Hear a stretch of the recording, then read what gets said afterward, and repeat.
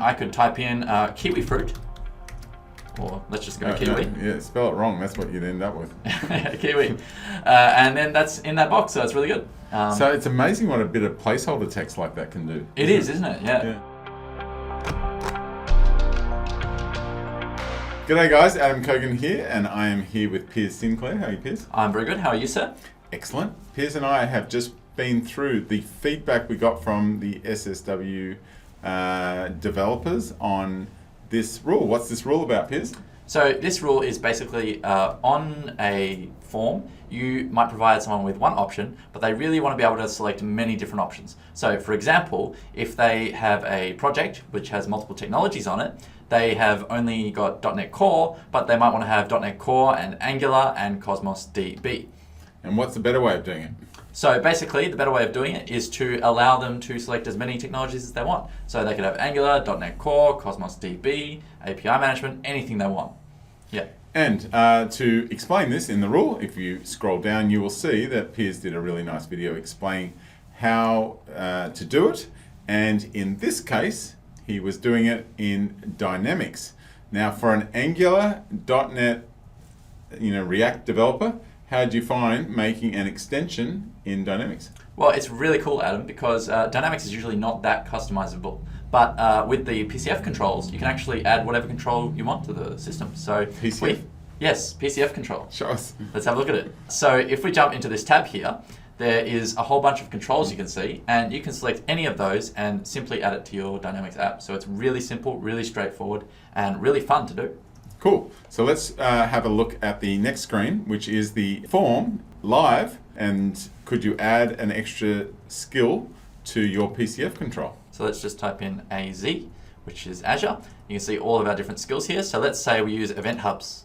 So there we go, it's added. Perfect. Simple as that. All right, and what's that new skill button next to it? Click that for me. So if we hit that, we're actually going to create a new skill. So if we don't have a skill in the list, we just hit that create new skill button, and here it loads up, and we can put in whatever we want. Oh, wonderful.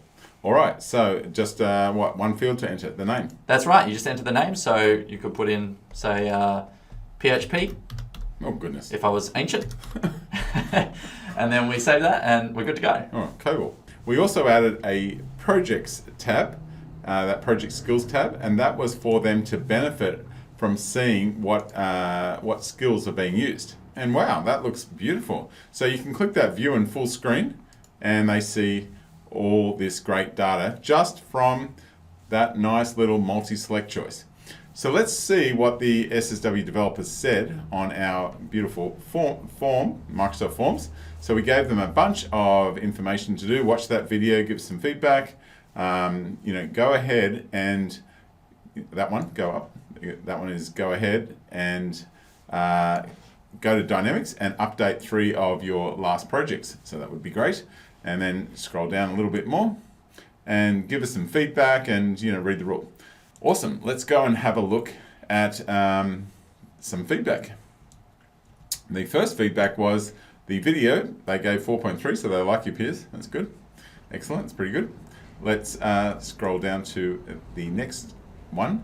And this is going into Dynamics. Now, this is something that typically we've had over the years, many developers not like to use Dynamics. So this will be interesting. What was the feedback on using it? Just scroll down a little. So they gave that a 4.2, basically a 4.3, and that was pretty good. That's much better than in the old days. And the rule, they gave that rule 4. All right, so 4.1 if you're being generous. So that's all awesome. Let's look at the comments that they gave on the first one. So basically, Brady here, he said that he didn't even notice it was a third-party control. He thought it was completely native within Dynamics, which is fantastic. Jean mentioned that it could be really cool if we had weightings for different skills. So if Angular was, say, 3 on a project, and then .NET Core was an 8, that would mean that .NET Core is much more used in that project than Angular. So that's a pretty cool idea. Not sure how feasible it is. What do you think, Adam? Well, I think getting them to enter multi skills rather than one skill is already extra work, and asking them to enter a weight, well, of course, I would like the data, but I wouldn't like to put them through. That would be cruel and unusual punishment, I think. Yes, and then Yuli, he was a little bit concerned with the usability of navigating to different skills. So should I take us through that, Adam? Yeah, sure. I don't understand that feedback, so yes, please. Yes, so if we jump into the project here and go to General, you can see here that we've got a skill, and if I click on Angular, it just highlights it. Oh, But got it. What Yuli would like is he wants to link to that skill instead. He wants to right click and go explore on Angular or something. Exactly, or normally in Dynamics you would just click And how on the does he skill do it? here. Yeah. Here you have to actually go to the left-hand side and click on the Skills tab and then search for it. So it's a bit long-winded. Okay, no problems. All right, let's see the other feedback. So moving on from that, there was quite a few different people that had troubles adding a skill to a project. So Callum, Tane, I think it was Matt Wicks and Anthony Newen, they all had this issue, and they tried to add a skill by clicking the new skill button, but what they actually wanted to do was just add it to a project, not create the skill. Basically what they want is a little prompt in the box to say, add a skill here, so that they're sure that they don't actually click the new skill button. Callum mentioned that there is a plan for migrating the data. He mentioned there is a plan. There's no plan. Oh, there should be a plan. Got Yes, it. he said there should be. Okay. All right. Yes, and he's completely right. We should That's have right, a plan yes. for that No, because yes, very important. and I think the way I could do it would just have a query that looks at any skills, any projects that only have one skill. We do that now. He wants us to use AI to analyze all the emails. That's ambitious too, but That's a bit of a crazy idea, I think, Adam. I I'll don't give think that I would job do to that him. one. Yeah, we'll give it to him for sure.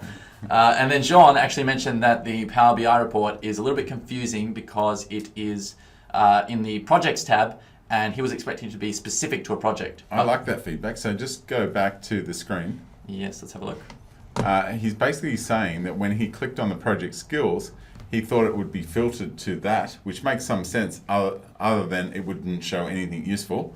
So if he thinks that it should be like that, maybe we should remove that tab and have it under the skills where you go explore all the skills in Power BI or something. So yeah. So all right, let's look at more feedback. Matt and Anthony earlier provided us with a few different recommendations for how we might resolve their new skill problem. Okay. So if we have a look at the tags control over here, Anthony suggested that you could actually just enter in whatever you wanted into the skills control. So what do you think about that, Adam? I think that if you let them type anything without pressing new skill to add new stuff, you're going to end up with a crap load of stuff, and you're going to end up with a polluted choice. Although you get a benefit of you capture all the data that they want. He likes things being nice and easy. There is an argument for that. And then Matt also proposed a different option, which was to actually add a little prompt into the box to say new fruit. And that would be, well, in this case, would be new skill, not new fruit.